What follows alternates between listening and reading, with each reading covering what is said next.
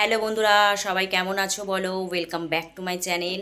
তো আশা করি সবাই ভালো আছো। আজকে হচ্ছে রবিবার। তো সকাল থেকে মোটামুটি সমস্ত কিছু কাজকর্ম কমপ্লিট হয়ে গিয়েছে। তো রান্না হয়ে গিয়েছে, সব কিছু অল্পর উপরেই অল্প অল্প করে করেছি। তো আজকে একটু বেরোবো, একটু ঘুরতে বলতে ওই একটু যাবো ছোটোখাটো বাইরে। আজকে খুব খেতে ইচ্ছা করছে, ঠিক আছে। তো বরকে বলেছি নিয়ে চলো। আর ছেলের হঠাৎ করে ওই একটু শরীরটা খারাপ, গ্যাস হয়ে গিয়েছে। তো রান্নাটা কি করেছি চলো দেখাই। আর আমরা একটু বেরোবো, মানে দুপুরের খাওয়াটা বাইরেই খাবো। তো ঘরে আজকে আর খাবো না, কিন্তু রান্না করেছি অল্প করে, বলি রাত্রিবেলা যদি এসে খাই। নিয়ে এসেছে যখন রান্না তো করতেই হবে। তো চলো দেখাই। এখানে দেখো ভাত, এখানে করেছি কুমড়ো, পুঁইশাক, চিংড়ি। কী কী পছন্দ করো বলো? একদম শুকনো শুকনো। আর এখানে হয়েছে চিকেন। তো পাতলা করে ঝোল করেছি চিকেনের। এখানে চিকেন কষা একটু তুলে রেখেছি।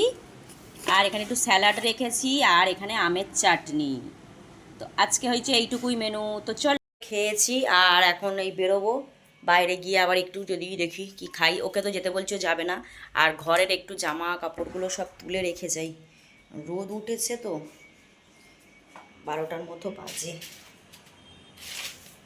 চলো।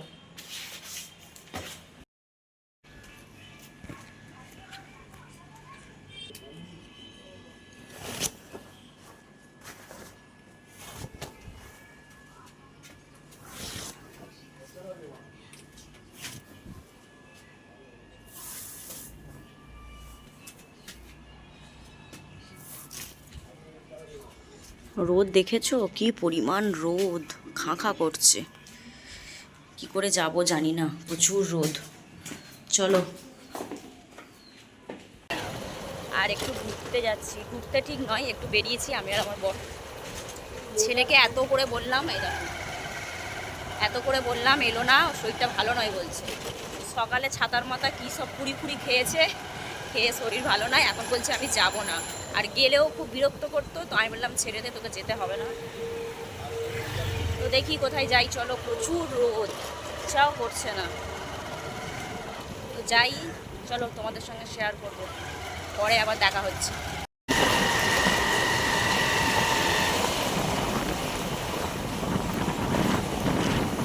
রেস্টুরেন্ট খোঁজা হচ্ছে এখন। এখন অন্য একটা রেস্টুরেন্টে এসেছি। তো দেখো এখানে রেস্টুরেন্ট খুঁজলাম, আর এটা হচ্ছে নিউ আলিপুর এশিয়ান রয় রোড, একদম অজন্তা সিনেমা হল। এখানে খুব ভালো একটা রেস্টুরেন্ট আছে, কিন্তু ওই এখানে কোনো মেয়েদের এন্ট্রি নেই। তো সেটাই আমার বড় ওই দেখো জিজ্ঞাসা করতে গেছে। তো ওখান থেকে আবার বেরিয়ে এলাম, বেরিয়ে আবার যাচ্ছি। আর এই যে রোডটা দেখতে পাচ্ছ, দীর্ঘ 11 বছর এইখানে কাটিয়েছি আমার বিয়ের পর। অনেক স্মৃতি জড়িয়ে আছে এইখানে। এইটা হচ্ছে এই এশিয়ান রয় রোড, নিউ আলিপুর। এখানেই ছিলাম আমি। তো এই মানে করোনার পরে হচ্ছে আমি বেহালায় চলে গিয়েছি, নালে প্রথম থেকে আমরা এখানেই থাকতাম। তো অনেক দিন পর এলাম। আর এই যে রেস্টুরেন্টটা দেখছো, এখানে আগেও এসেছি 2-3 বার, মানে তোমার ওই 3-4 বছর আগে এসেছি। তখন আমার শ্বশুর শাশুড়ি বেঁচে ছিলেন, ওনাদের সঙ্গে একবার এসেছি, ননদের সঙ্গে এসেছিলাম। তখন একটু অন্যরকম ছিল, এখন আবার একটু অন্যরকম করেছে। তো কি খাবো সেটাই অর্ডার দিচ্ছিলাম। আর এখানে কোথায় বসবো, যেহেতু ফাঁকা ছিল, দুপুর টাইমে গিয়েছি, একদম ফাঁকা। এখানে সন্ধ্যার পর থেকে ভিড় হয়। আর ওই সামনের সিটগুলো সব রিজার্ভ ছিল, মানে ওখানে বুক করা আছে অলরেডি। তো এখানে বসে দেখছিলাম কি অর্ডার দেওয়া যায়, তো কি কি আছে সেটাই আমার বর দেখছিল। তো ফাইনালি দুজনে ডিসাইড করলাম যে এটাই নেব। আর ছেলে আসেনি, ছেলে এলে একটু ভালো লাগতো। খুব একটা বেরোতে চায় না, এই হয়েছে। এমনিতে শরীরটা খারাপ, আবার বেরোতেও চায় না ও একটা খুব একটা। তো এখানে মিক্সড রাইস একটা দিয়েছিলাম, একটা চিলি চিকেন। আর আমার বরের তো সবসময় পছন্দের হচ্ছে বাটার নান। তো ওটা না দিলেই হতো, এটাতেই হয়ে যেত, যেহেতু অনেকটা পরিমাণ খাবার দিয়ে দিয়েছে। আর খাবারের কোয়ালিটিটা কিন্তু জাস্ট অসাধারণ, খুব সুন্দর খেতে। মানে এটা যেমনই হোক, খেয়ে কিন্তু শান্তি। আর আমার বর তো মানে কি বলবো, যেটুকু আমি খেতে পেরেছি, আমি একটু খাওয়ার জন্য হয়তো বলতে থাকি, কিন্তু কি বলো তো বন্ধুরা, খুব একটা আমি খেতে পারি না। কিন্তু আমার বর খাবো না করে তো বেশ ভালোই খেয়ে নেয়।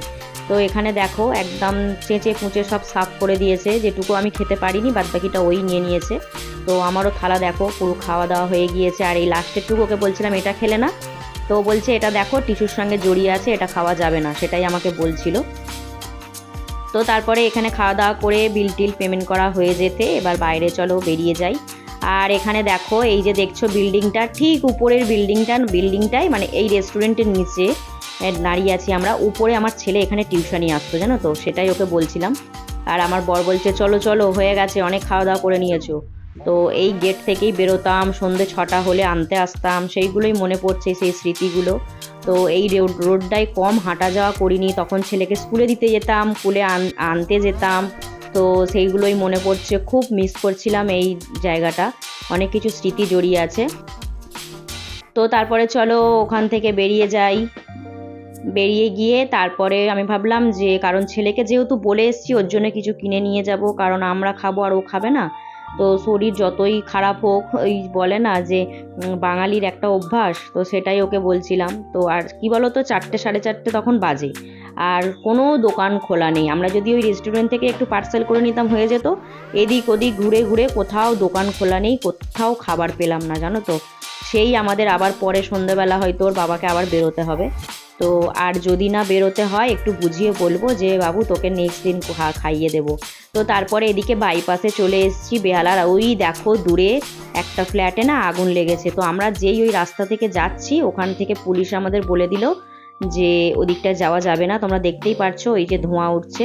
অতটা হয়তো সেইভাবে ভিডিও করতে পারিনি, দেখে খুব খুব খারাপ লাগছিল যে কখন কি যে মানুষের বিপদ হয় সত্যি। তো আমরা দেখো গাড়ি আবার ঘুরিয়ে এদিকে নিয়ে আসতে হলো, কারণ ওই দিক থেকে একদম নো এন্ট্রি করে দিয়েছে, যেতে পারিনি। তারপরে এখানে একটু আইসক্রিমের দোকানে এসেছি, তো ভাবলাম ছেলের জন্য একটু আইসক্রিম নিয়ে নিই। আর তো ও তো বললো মা আমাকে এই কি কর্ন বললো, যাই হোক আমি বাবা অত নাম জানি না। তো এখান থেকে একটা ব্রেডও নিয়ে নিলাম, যেহেতু কালকে স্কুল আছে সোমবার, ওকে টিফিন করে দিতে লাগবে, সেই জন্য বললাম একটা ব্রেড নিই। আর এখান থেকে দেখো চকলেটের একটা আইসক্রিম বের করেছে, কিন্তু সেটা নিইনি। তো এখান থেকে ম্যাঙ্গো ফ্লেভারের একটা আইসক্রিম নিয়ে নিয়েছি, এটা খুব সুন্দর। কার কার ম্যাঙ্গো ফ্লেভারের আইসক্রিম পছন্দ বলো, আমার কিন্তু দারুণ লাগে। আর কি বলো তো, এই গরমের সময় একটু এই ফ্রিজে আইসক্রিম থাকলে বেশ একটু একটু করে বের করে খেতে বেশ ভালোই লাগে, তাই না? তো আজকের রবিবারের ছোট একটু ব্লগ যেটুকু করেছি তোমাদের সঙ্গে শেয়ার করলাম। তো কেমন লাগলো বন্ধুরা অবশ্যই তোমরা জানিও। তা দেখা হবে তোমাদের সঙ্গে নেক্সট কোনো একটি ব্লগে। ততক্ষণ তোমরা ভালো থেকো, সুস্থ থেকো। টাটা এভরিওয়ান, বাই বাই বন্ধুরা।